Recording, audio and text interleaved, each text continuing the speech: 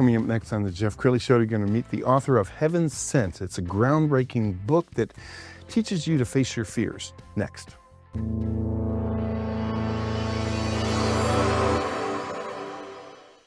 Many are predicting that the worst is yet to come, which is unfortunate, said one person here. Until now, they've enjoyed the reputation of being the nation's icebox. Watched a burglar in his home this morning by webcam. As a journalist of over 25 years, stories are what make my world turn. Reporting live from the Dallas newsroom tonight, Jeff Crilley, Fox 4 News. But in 2008, I took the jump from my familiar life and started a PR firm from my home. We're talking about anyone with a camcorder like the one I'm using becomes a television network. We started slowly growing the company, and we now have over 100 clients, and we've branched into the world of live digital broadcasting. I now own 8 different TV studios and have a huge team, and the stories that I now get to share are sometimes the most important of my life. Life has a funny way of coming around full circle. This is the Jeff Crilley Show. Well, all of us have setbacks. It's really how you choose to look at the setback. It could turn you into a downward spiral, or you can say, this setback was heaven sent. And that describes my next guest. She's the author of Heaven Sent. Thanks for coming on the show. Thanks for having me. Absolutely. So, Ann LeMaster, tell us about you. You've had some setbacks. Oh, yeah. I'm an old timer. I'm 76 and aging younger, and I'm loving life. I'm the happiest I've ever been. You look great. Oh, I intend to live to 125 or more, and I can. Because I'm here to give everybody a message. And I've lived the good, the bad, and the ugly side of life. And I am not afraid to share it. So you can ask anything, and I'll tell you the truth. Because I learned as a child, you do not lie. So I don't tell a lie. Well, share a little bit of your journey.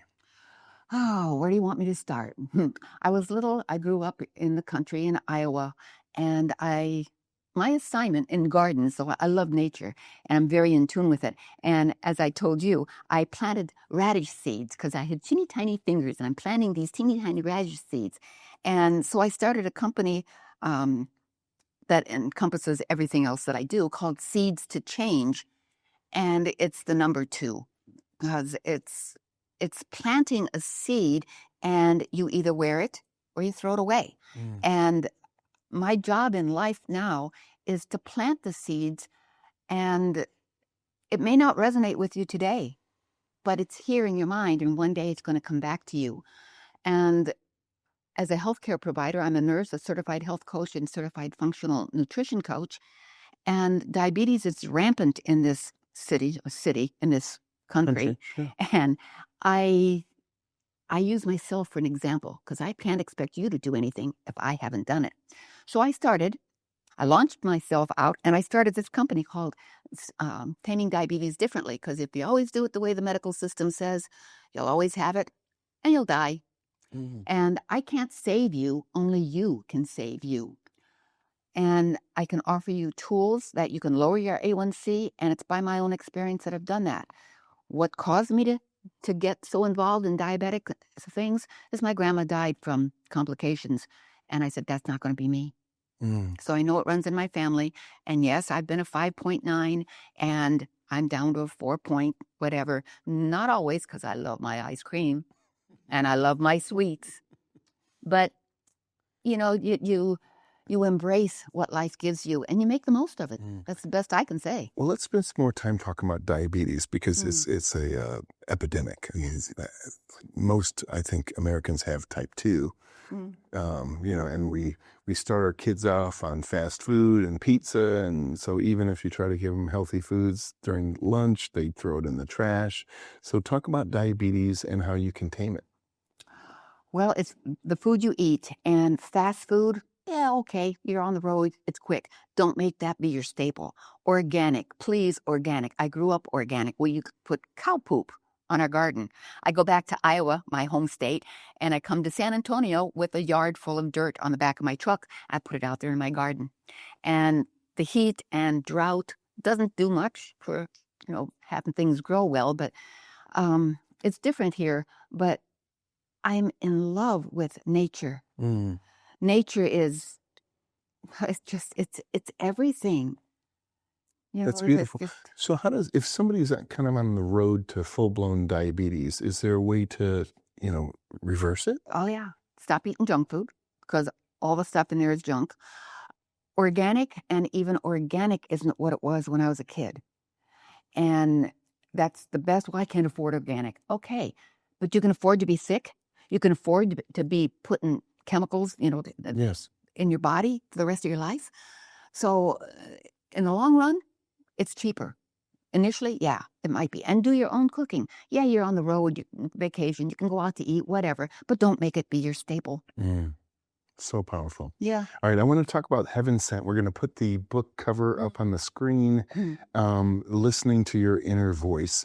Tell us about this book, and I love the image, and I want you to talk about how you came up with this image. As a very spiritual person, and I do energy work, healing touch for animals and people.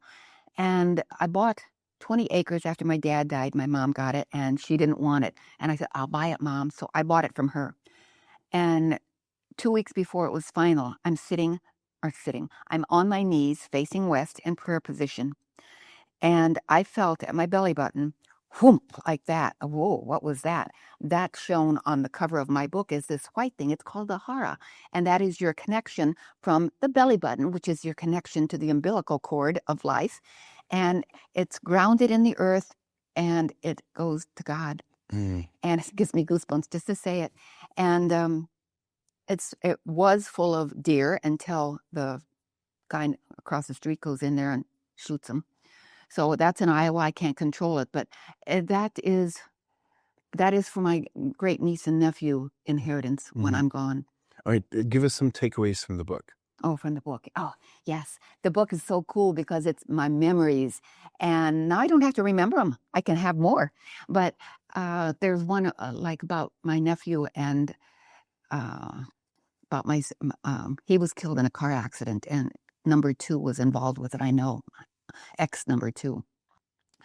And I talked about, just all my memories, like, good, I don't have to remember anymore. So now you ask me to tell you about it, But it's just... But there were setbacks, but somehow you picked yourself up. Yes. Well, I went in the service when I was 31 because a gal at break said she's 47. She always wanted to go, but now she's too old. I said, oh, that's not going to be me. So I told my husband I'm going to go in the service. He wanted me to when I was 28. No, I didn't want to, right? But I never lost that. My dad was a Marine, so the discipline was already instilled in me. And we go out to tell my parents that I enlisted, and they're sitting there waiting. Oh, she's going to say she's pregnant. And my father, he didn't say a word, and my mom didn't say a word. And it's like, oh, geez. And Mom said, oh, when are you going? And Dad said, mark my words, it's going to cost you your marriage. And yeah, it did. Because I grew. I don't take shit anymore. I don't give it, but I don't take it. You can tromp on me all you want, but you're really tromping on yourself. Because I am protected. I know that. Yes. I'm here for a mission, and that's why God gave me the voice.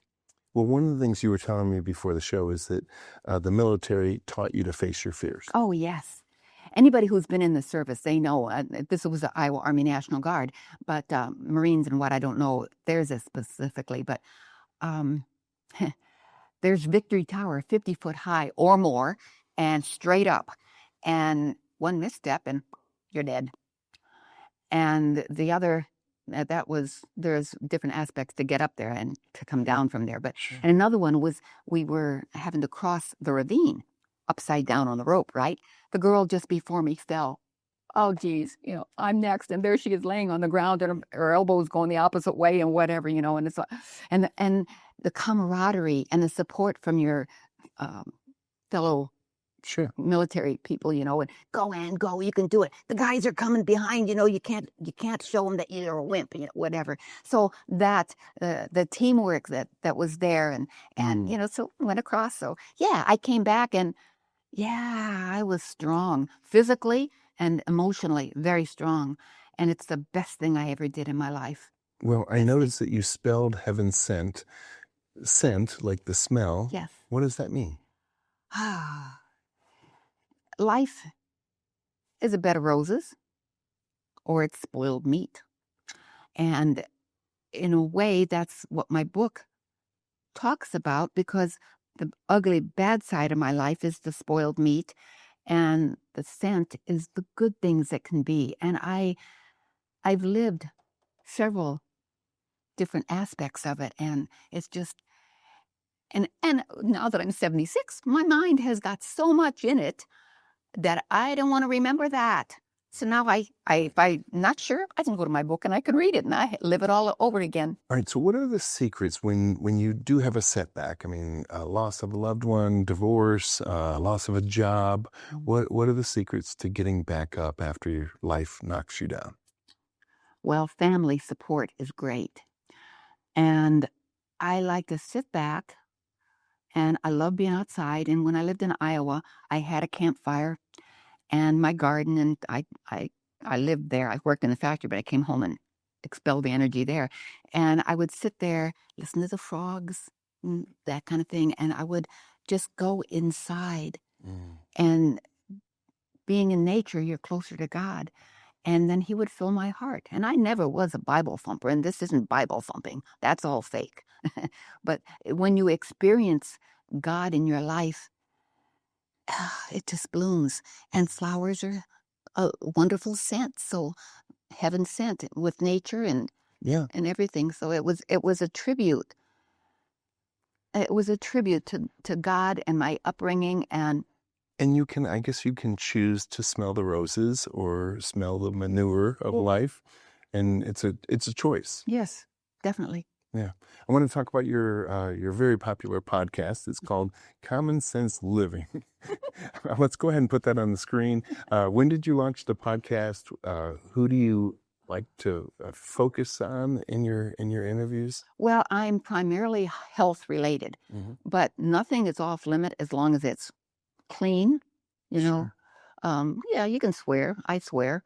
But nothing ugly. And by that, I mean like stuff that is going on in the world that we don't like to think of. I mean, we all have an ugly side of our life. Sure. But I'm talking like, molestation and stuff like that. Yes. I don't want ugly things like that on it. Well, since you've been doing the podcast, what's one of your favorite episodes or topics that you tackle? Health is always the best. And it can be mental health. Yeah.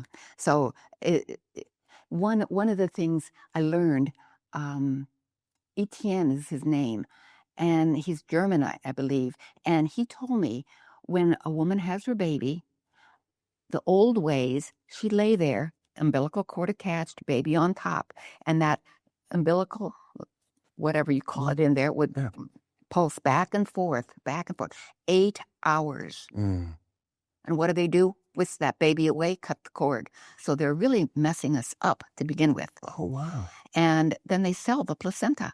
Is that right? Yeah. So if I was ever pregnant, I would have said, you're going to cut that cord, placenta.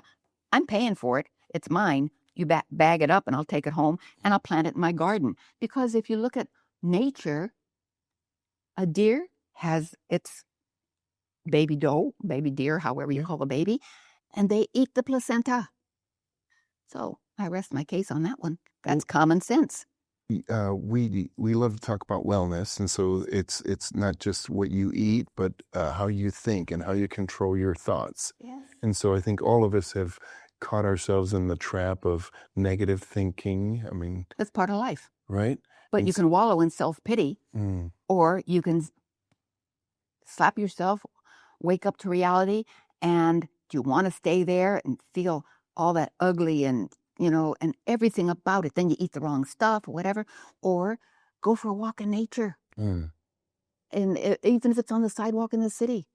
But I love to walk in nature, in a park, whatever, and drink water, and please, organic.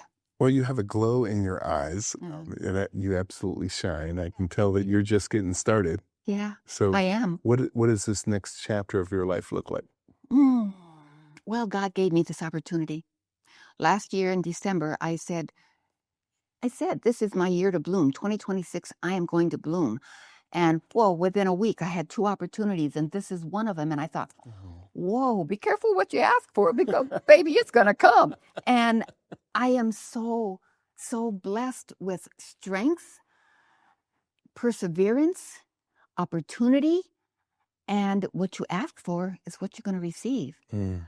And being here today, sharing part of my story with you, oh, Wow. life is, a cabaret. Well, you're a blessing to my heart. Thank you. Final thoughts. I know that there are people watching this who are going through a difficult phase in their life. What advice would you give to them? Like I say, I lead by example. So by hearing me with my words, it's just a setback in your life, whatever it is. I grew up a very sickly child. I was bedridden for 2.5 months, 8 years old.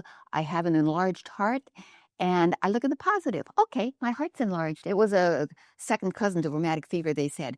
So I have deformity because of the vitamin D deficiency. My mom almost lost me. I mean, she had to stay in bed for 3 months because she was deficient. She lost the one between my sister and I. And that tells me I'm supposed to be here. And I can say, oh, yeah, I'm deformed. Okay, nobody's going to want me. Well, the doctor told me back then when I was 8 years old, then you don't want that person. Mm. And that resonated. So, yeah, you can be what you want to be, how bad you want to be. That's And it. with an enlarged heart, you just have more love to give. Exactly. That's why. That's exactly why. So I accept that. And my rib cage is kind of like you take a screwdriver, because it has to have room for my bigger heart.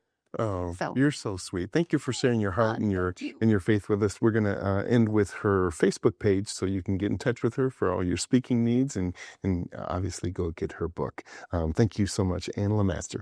Thank you. That's it for now. We'll see you next time.